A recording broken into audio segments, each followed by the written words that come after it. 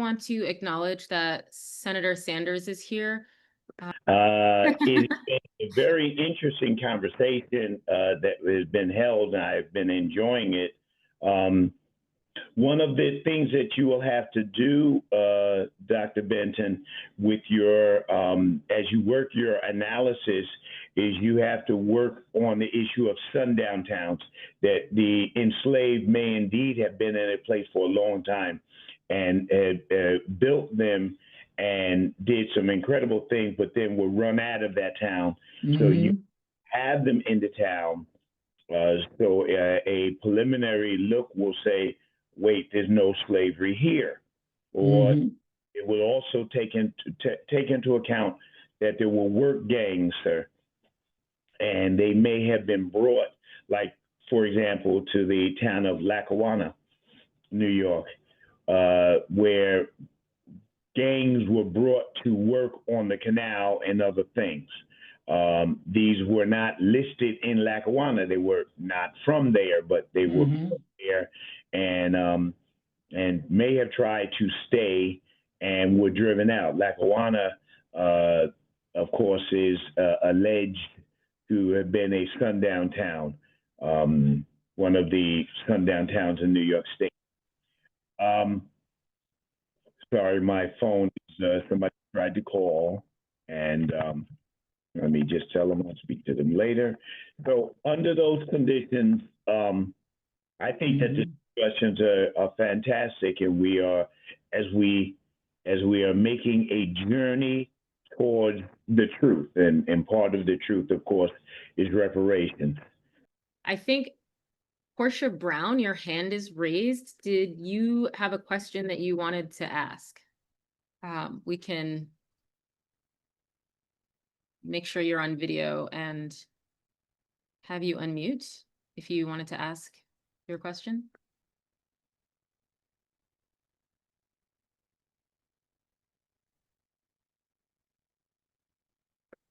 You unmute. You have to. Okay, yeah. I just got the opportunity to unmute.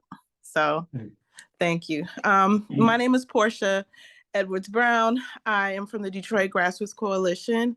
I'm very active in what's happening with reparations here in Detroit, and very interested with what's happening in New York as well. So I appreciate the presentation today. I'm coming up following James Sanders' comment, as well as Judy Smith's comment, with regards to specificity, with regards to opposition. New York, just like Detroit, but I think more so New York, is heavily populated with immigrants, people of immigrant backgrounds. And it's these very people who don't know our history, could care less for it, who come from their third world countries and are given reparations up top, from the top, whether it's called reparations or not. But all of these concessions are made for people who are not of this soil and from this country and have been enslaved through U.S. chattel slavery. So to James Sanders, because I kind of follow some of his work, but he speaks very vocal on immigrant issues in New York and what's happening with ICE. And I just tend to see a little bit of a conflict of interest with his voice being in the room, because I don't see it anywhere else.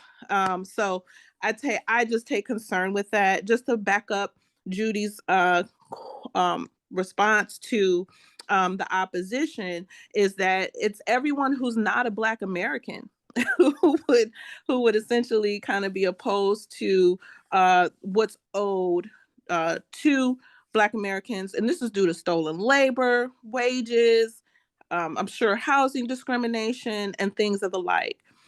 Black Americans in New York, and then I'll close here. I'm sorry, no, well, we don't want this to be your testimony. Is your question for Senator Sanders or for Dr. Benton? I've got an answer. Oh, okay. But I bet Senator Sanders does too. Okay, so I'm gonna, Dr. Benton, why don't you have the last word? And Senator Sanders, I think Ms. Brown was indicating the question was directed to you. Now, I'm at a disadvantage. I walked away for a hot second.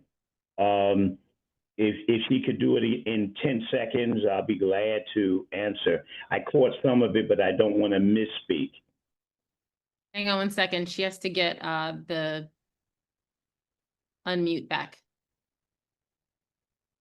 So real short, just backing up Judy's question, Judy Smith, you show a lot of support for immigrants, those with immigrant backgrounds there in New York. I just see a conflict of interest with your voice in the room. And so that's all I wanted to add to the conversation. Thank you so much for allowing me to speak. Of course, of course. Where do you even start? I would encourage, one of the things that we should do with one another is to hear from them and not from people who speak about them. You may want to study my history a little bit more because I think that you're being ill-informed. I absolutely respect immigrants wherever they come from. And as a matter of fact, I think that the conversation started with me I was being a sarcastic argument that I raised where I said that my family was an immigrant too. And in that sense we were. My family, my mother's from Alabama, my father from South Carolina.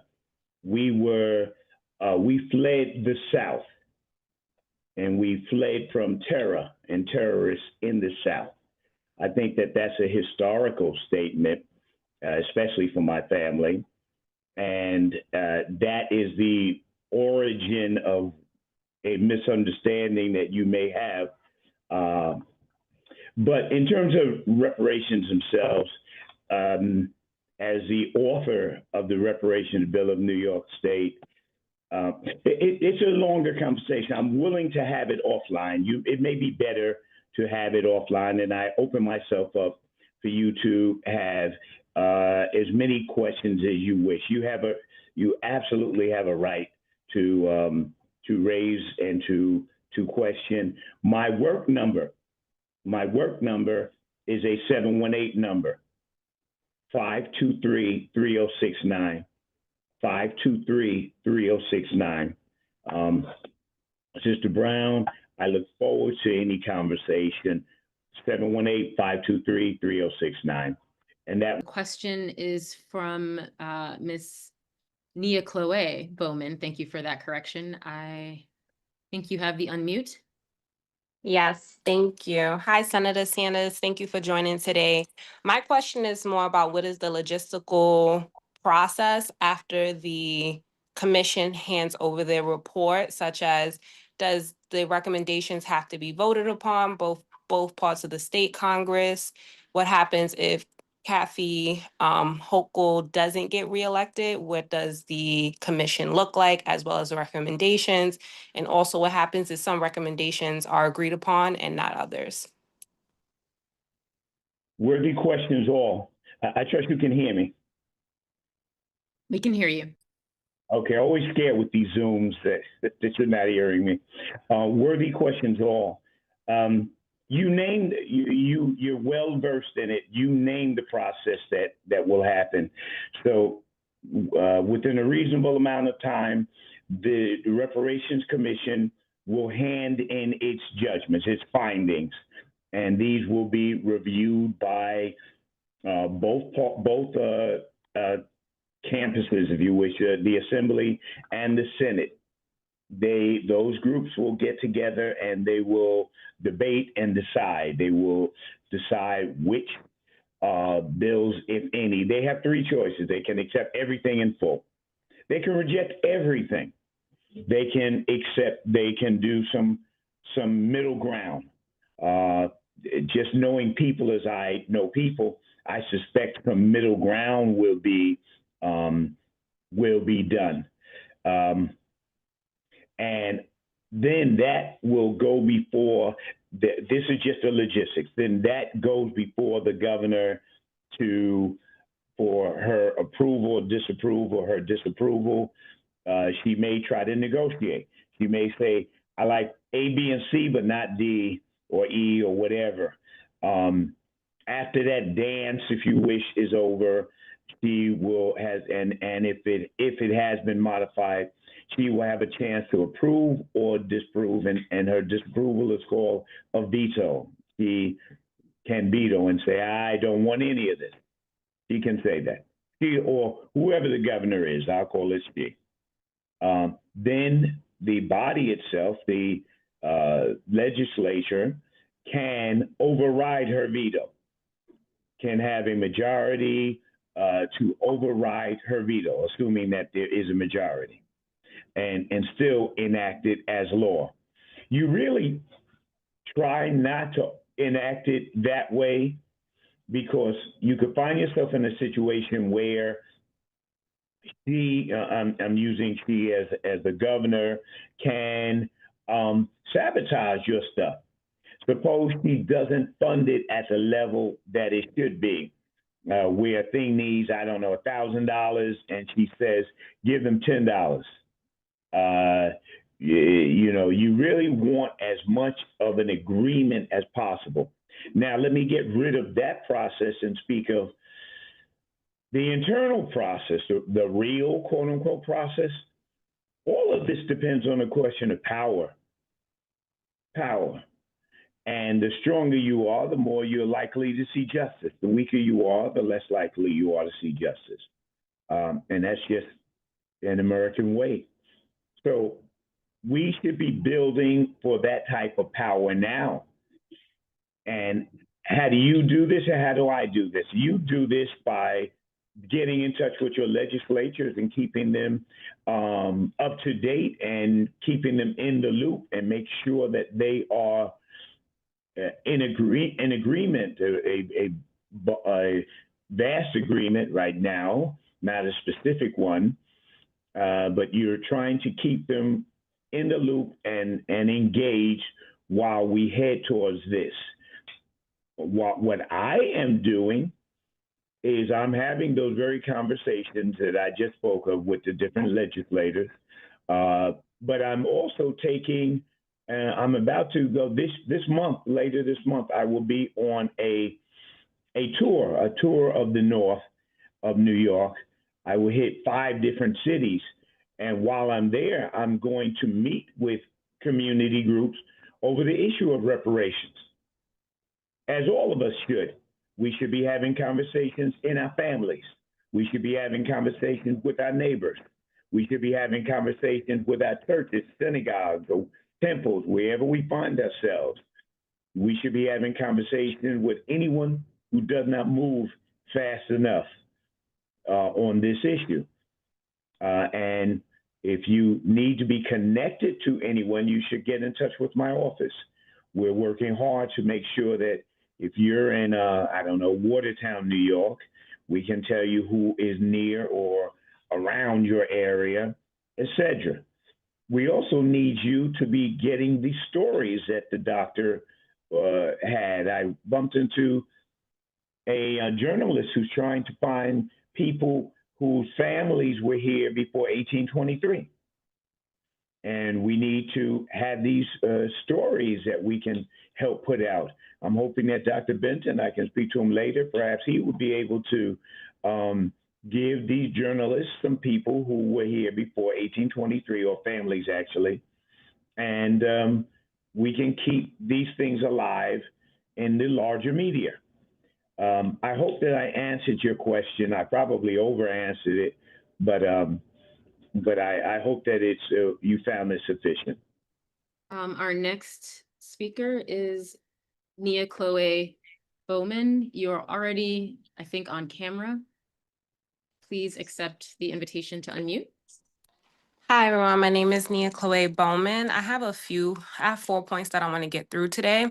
So just to talk about the cash payments direct to the descendants, I think a actionable proposal for this is incorporating some sort of black tax to the corporations that are still existing today that have benefited from the wealth of Black enslaved, who were pretty much their down payment, either from insurance industries to financial industries, for those that were denying mortgages to Black and brown people that caused the redlining, to the fashion companies that were using the cotton picked from the South to then be shipped to the North to create the industrial fashion capital that we have today. So we have some sort of shared tax system that's either coming from state funding as well as from private corporations funding and profits. So that will also be something that has to be considered, so that we are settling the fact that there does need to be some sort of direct compensation given to those who have descendancy.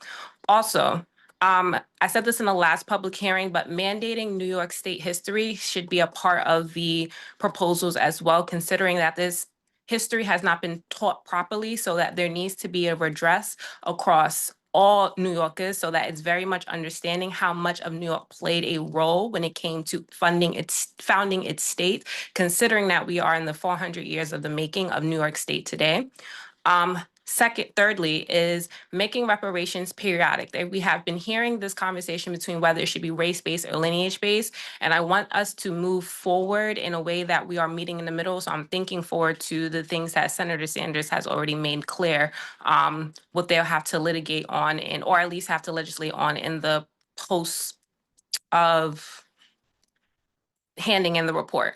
So with that in mind, making reparations based periodic. We understand that reparations is starting from slavery, but it is not just slavery in the end all be all. It has its cousins with Jim Crow South, with de facto segregation, with separate but equal, but also now we are seeing the repercussions of gentrification being compounded from what started with that down payment of slavery. So making sure that we are having periodic proposals to address those different types of periods. Oh, and I forgot mass incarceration as well, and the war on drugs. These different periods are all stemming from the father of slavery. So there needs to be correct proposals to address those different periods, because those did impact different types of Black people during that time, which also leads me to a subpoint of making sure that we are not just considering Black Americans when we just want to look at it from a slavery perspective. We are considering the Caribbeans and Africans who are also going to be impacted from its cousins there on after. And my fourth point is making sure that there is some sort of specific agenda for Black New Yorkers who have been displaced by gentrification because of this. Thank you. Yes, we can hear you. Huzzah. Wonderful. All right, the floor is yours. Thank you. Again, reparations are unpaid wages for the labor our ancestors gave to build this country, labor that was never compensated for. If your family didn't work for free on this land and they didn't help build the United States like any other class action lawsuit, you don't qualify. Eligibility can be shown through the census records like the 1870 census. It is interesting that Senator Sanders wants to trace families back before 1823. That includes every foundational Black American, every freedman. That is roughly about 44 billion of us. But he is not talking about immigrants. Let's be clear. I am not an immigrant, and I did not come here by choice. And some of us are indigenous to this land. We were trafficked here, and neither of those fit the definition of an immigrant. If you look up the definition of immigrant, it reads a person that comes to a new country to live permanently. So, Senator Sanders, where are your people from? Today's speaker touched on painful truths on the indigenous enslavement, on babies being torn from their mothers, made into orphans. He spoke on illegal slavery and how 2/3 of the New York senators once owned slaves. Enslavement was taught at institutions like Yale. How to enslave was taught at institutions like Yale. He wants us to look closely at where enslavement happened and to whom. Again, that does not include immigrants. To the Black diaspora, I have a question.